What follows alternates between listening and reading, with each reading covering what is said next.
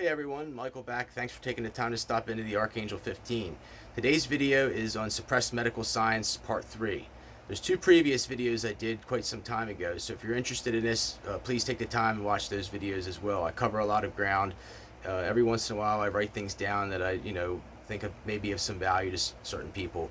I'm somewhat perturbed at the lack of viewership I get, so I keep doing my thing and I keep fighting the good fight day in and day out. If one person's able to find value in my work, then it's very rewarding to me. As always, I do a disclaimer. I'm not a licensed medical professional, a medical doctor. Please consult a specialist in your particular area of need before making any medical related decisions. So I've talked in the past about iodine. I've used it with great results, with detoxification, thyroid health, and so forth.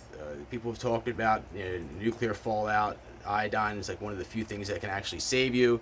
The radiation, usually people will die from thyroid cancer as a result of, the nuclear particles accumulating in your thyroid glands. In addition to the iodine, I came across molybdenum. Molybdenum is really, really interesting. I was looking through the periodic table, I saw the element, and I looked it up, and I found that there's actually some medical value to it, and I got it and tried it and had amazing results with it, and consider it to be a deep suppression of medical science. That's why I kind of included it in here. It is one of the few things that can help you remove harmful toxins from your brain and your body. It also has to do with your metabolic function and helps with weight loss. It's like very similar if you've ever tried apple cider vinegar. When you drink it, you just like feel like you're losing weight just taking it. It's the same thing with that. It is a heavy metal, so be careful and use it in moderation. Please, like I said, read the directions and use it maybe just a little bit at a time before you start, if you are going to do that. There's other metals that people use for similar purposes. One of them is called zeolite, which I don't like because it's I think based on of aluminums. I've read a peer-reviewed medical journal article from China, and maybe in the future I'll toil with it, but not right now. We get enough of that from our chemtrails, but that's one thing I think really help with all the toxins in our crazy world we live in. The molybdenum I think definitely helps remove some of them. I've talked about my Reiki practice in the past. In addition to that, I also incorporate acutonics. Instead of using needles like acupuncture, this is actually using weighted tuning forks on the same meridian points that you'd use the acupuncture needles on. It kind of equates to the same principle behind it, but obviously you don't have to worry about the sanitation, and it's something you could easily do yourself without being licensed or having a lot of background knowledge about it. The forks that I used are based on sacred geometry. This is my 128 hertz fork.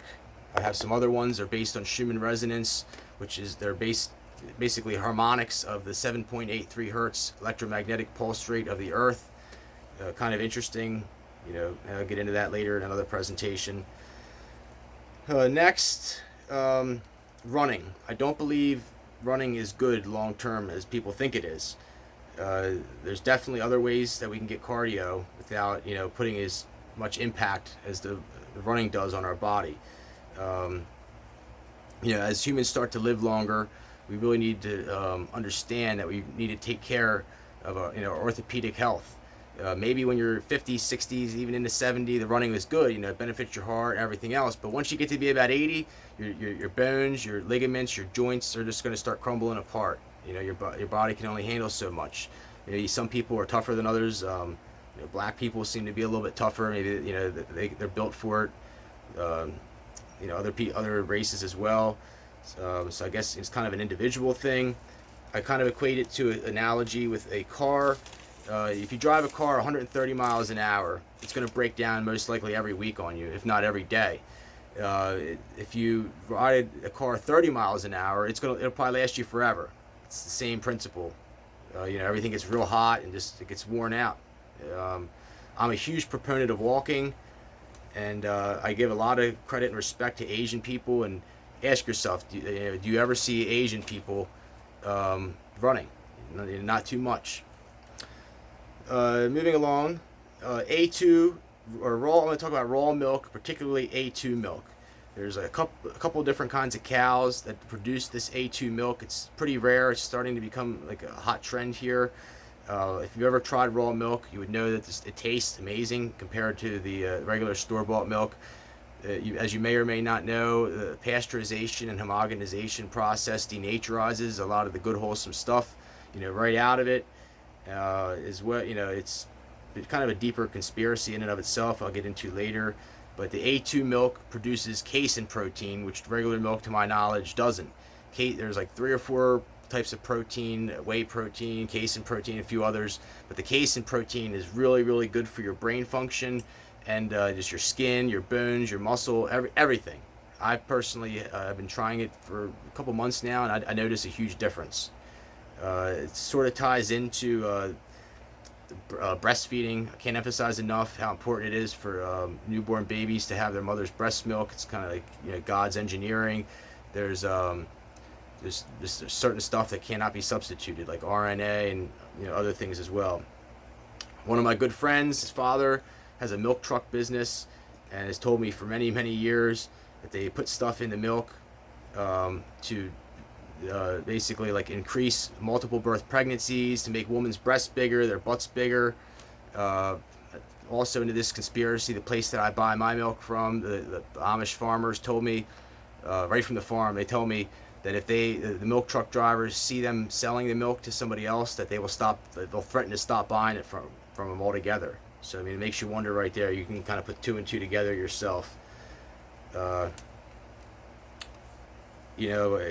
One has to wonder, like, why would they not want you to have the benefits of this? Is it something that is population control? Is it because they can't produce it for the whole world to have?